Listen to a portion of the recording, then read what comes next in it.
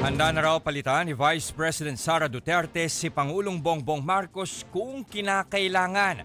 May bagong pasaring din ang bise sa mga pahayag ng Pangulo laban sa kapatid niyang si Senator Amy Marcos. Narito ang report ni Bril Montalvo. Sa exclusive interview ko kay Vice President Sara Duterte nitong linggo, tinanong ko siya kung handa ba siyang humalili sakaling magkudita laban kay Pangulong Bongbong Marcos. Sa gitna ito ng issue sa korupsyon sa flood control projects. Sabi ng bise, yan ang hindi ko muna sasagutin kasi magkakagulo tayo niyan. Pero kanina, sa isang ambush interview kay VP Sara, natanong ulit siya tungkol dyan. President, if anything happened na mag-resign si Pangulong Marcos, how could you uphold the constitutional mandate ng Marcos as his successor to President?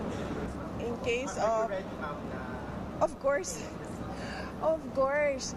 There is no question about my readiness. Pinesenta ko sa inyo yun, ang sarili ko at alam ko na first in line ako sa succession. Wala nang tanong doon kung ano ang gagawin ko. Yun ang mandate sa akin ng Constitution. At alam ko yun nung ako ay tumakbo. At binoto ninyo ako as Vice President, knowing that I am the first in line. Nauna nang pinabulaanan ng bise ang anumang impormasyong nagdadawit sa kanya sa destabilisasyon laban sa administrasyon. Ang pag-ugong ng umano'y kudita ay sa gitna ng isyu sa korupsyon sa gobyerno. Kumbinsido nga raw si VP Sara sa pahayag ni Zaldico na sangkot sa budget insertions ang Pangulo at ang kanyang anak na si Congressman Sandro Marcos. Hindi niyo ba nakikita? Bakit hindi nakikita ng mga tao yun eh? It's a matter of reading the budget. Lahat ng ebidensya nandiyan sa budget. His signature on the General Appropriations Act is the best evidence against him. Hiningan din ng reaksyon si VP Sara tungkol sa pahayag ng Pangulo kay Senator Amy Marcos. Matatanda ang inakusahan ni Senator Amy si PBBM at ang First Family na gumagamit umano ng droga.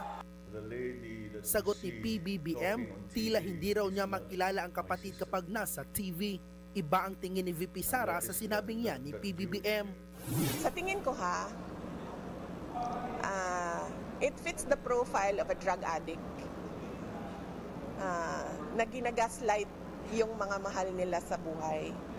Na kapag sinasabi nung mahal nila sa buhay, may problema ka, sasabihin nila na wala akong problema, ikaw yung problema.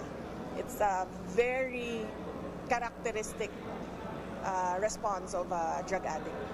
Nagbabalita mula sa Frontline, Bril Montalvo, News 5. Mga kapatid, ako po si Ruth Cabal. Dito tayo sa totoo, dito tayo sa True FM.